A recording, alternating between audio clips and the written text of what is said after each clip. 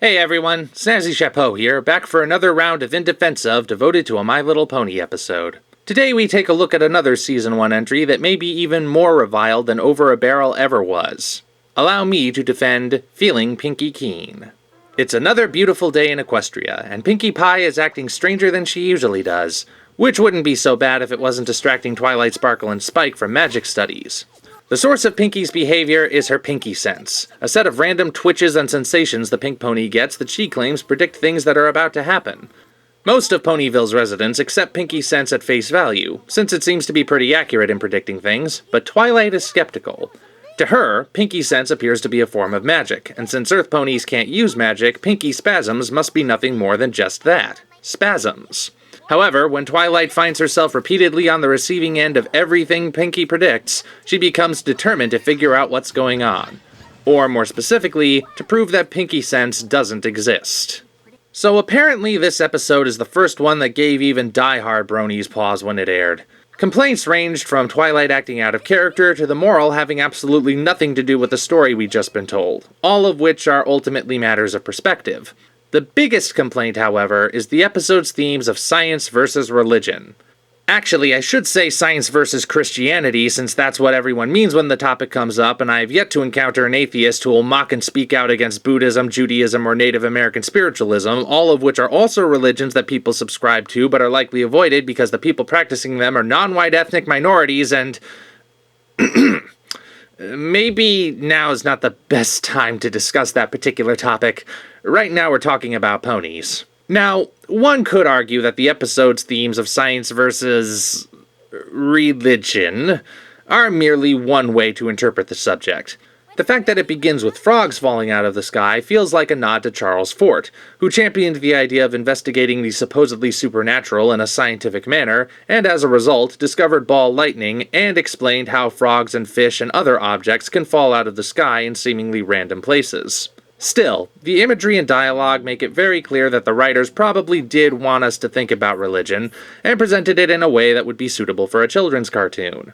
Unfortunately, the reaction has not been positive.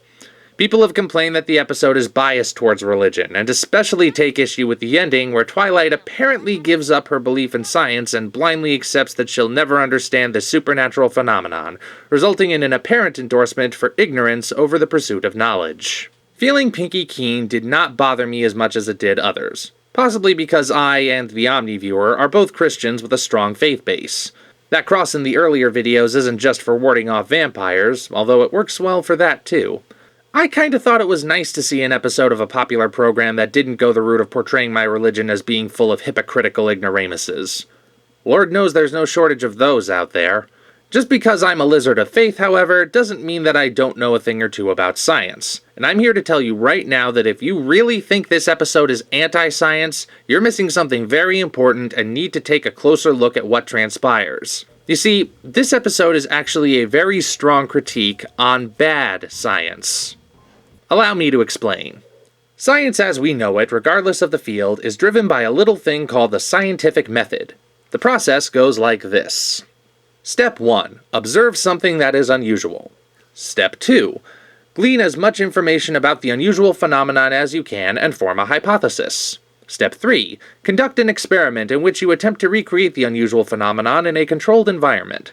Step 4. Record your findings. Step 5A. If the phenomenon is successfully recreated, repeat steps 3 and 4 to make sure you get the same result. Continue repeating until you're certain that the outcome is constant. Step 5B. If the phenomenon is not successfully recreated, double-check your process to make sure you didn't miss anything, and keep experimenting until either the desired result is attained or you've exhausted all your options. Step 6. Present your findings for scrutiny. Every scientist in the world uses this method to learn new things. However, it's only as good as the people using it, and many people have indeed not used it properly, because scientists are naturally skeptical. Mind you, I'm not saying that skepticism is a bad thing, as there's no guarantee that every claim ever made is true. But scientists have this bad habit of being too skeptical. Often they'll treat new discoveries and claims of unusual phenomenon as the ravings of lunatics and fame-seekers, immediately choosing to believe that anything new and mysterious does not exist. I'm not just referring to UFOs either. Scientists will shoot down new theories that are otherwise plausible if it contradicts their worldview. When one of Jack Horner's students discovered soft tissue in a dinosaur fossil recently, other paleontologists declared the whole thing a hoax without reviewing any of the data for themselves. Why, scientists who point fingers at Christians for being ignorant traditionalists are often just as guilty of resisting new ideas. Do you have any notion of how many scientists completely ruined their careers by standing by controversial theories that the rest of the world scoffed at? You can't begin to count them all. Mostly because, as mentioned, their careers were ruined and they've long been forgotten. You can, however, count how many scientists stood by their radical new theories even as the rest of the world tried to discredit them and were vindicated, because they are the scientists you learn about in school. This discussion is supposed to be about ponies, right? So how does that little rant about science relate to the episode? Well, the fact is that Twilight is practicing bad science. She doesn't go into her research trying to understand Pinkie Sense, she goes in trying to disprove Pinkie Sense. Right from the beginning, her experiments are flawed, as she has observed that Pinkie must have potential exposure to all manner of external sensations for Pinkie Sense to take effect. So what does Twilight do? She locks Pinkie in a room that's removed from external sensations. And she has no readily apparent understanding of how to measure the phenomenon anyway. Of course she isn't going to get any results. If you conduct a series of experiments centered on a new phenomenon and you refuse to believe that phenomenon exists, then guess what? You'll only pay attention to the results that support your skepticism and ignore anything that contradicts it. After that, yes, she says that she must understand what's going on, but that's not what she practices. Every time Pinkie Sense strikes, her initial reaction is to assume that nothing will happen, even when the opposite proves true at every turn. At that point, even the audience must realize that Pinkie Sense cannot possibly be random happenstance, so why does Twilight remain unconvinced? You need to be a special kind of stubborn to keep insisting that something is not real when the evidence is literally hitting you on the head. Anyone who says that Twilight is going about her research in a proper scientific manner either knows nothing about science, or else is suffering from the same bias as Twilight. This is not how the scientific method works. What about the ending, though?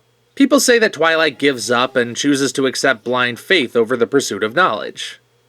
Does she really? Like I said, it should be pretty obvious by the end that Pinkie Sense is real, especially since it's come back since then. When I see the end of Feeling Pinkie Keen, I don't see a rejection of science, but a rejection of bias. What Twilight says at the end is actually something that's been said by many respectable scientists before her. Pick a field of science. It can be any field. Go ahead, pick one. Now look at a list of the discoveries made in that field. Now look at how many of those discoveries are facts and how many are theories. You'll note quite a few theories present. Depending on the field, the theories might even outnumber the facts. What's the difference? A fact is whole and irrefutable. The evidence is solid, nothing has been left out, and the results can now be applied to furthering our understanding of the universe. On the other hand, a theory is incomplete. Large chunks of evidence are missing or not fully understood, so all that can be done is to make the best possible educated guess based on what you have, and then you must set it aside and figure out how to fill in the gaps, assuming that's even possible with current understanding.